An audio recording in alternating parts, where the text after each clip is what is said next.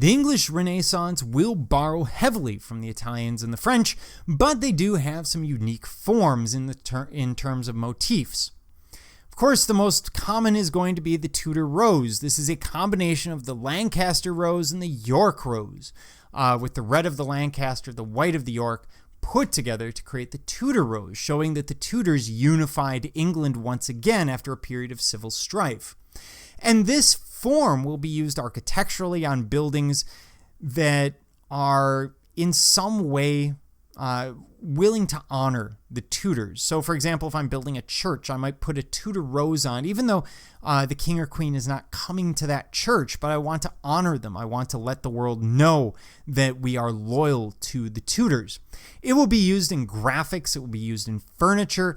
We'll see it all over the place. And typically you're going to see 5 petals with 5 petals inside of it. Sometimes you will see 4 petals on one of those levels. And then in the middle, usually some kind of circular grid or other form that mimics the stamen, etc. of the flower. We also see the pomegranate. Now, the pomegranate, since ancient times, the ancient Greeks, saw it as a symbol of plenty, and that's why it's being used by the Tudors. Symbol that they are bringing plenty to their people, who, of course, have just been through this very difficult period.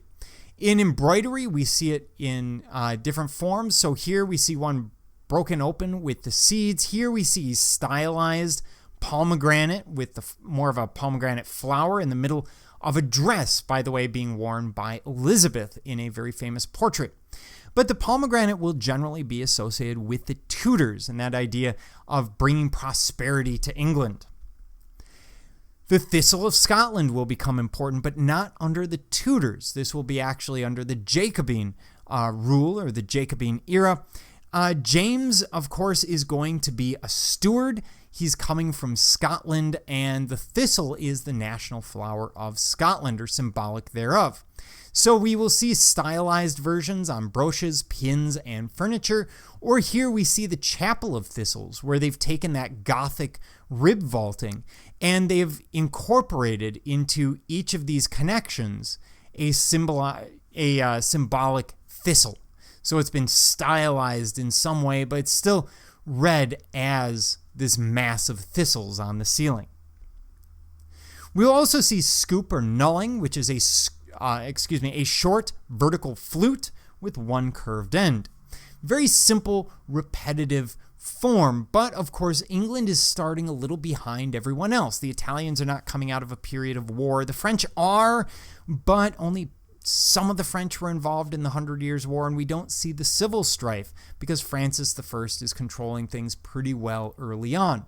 So we see a very simple form here. They're simply taking a rounded chisel and cutting out a parallel line. We can see the curve on one side and the flat side here. It doesn't have to have a flat side, but it's very, very common.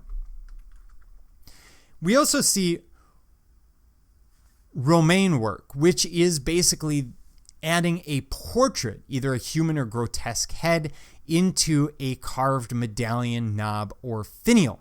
Very similar to what we saw with the poppy heads during the Romanesque and the Gothic. They're following the same idea, but here oftentimes we will see some kind of circular motif surrounding it. In this case, looks like a banderole, like we talked about with the French, where we have almost a scroll running around it. But you can have laurel wreaths, you could have any number of other forms.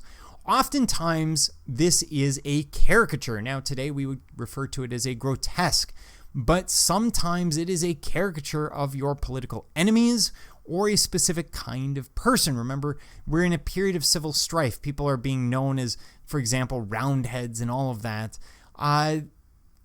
That's going to come out in the furniture. And it's not the most politically correct way of doing it, but it's really common.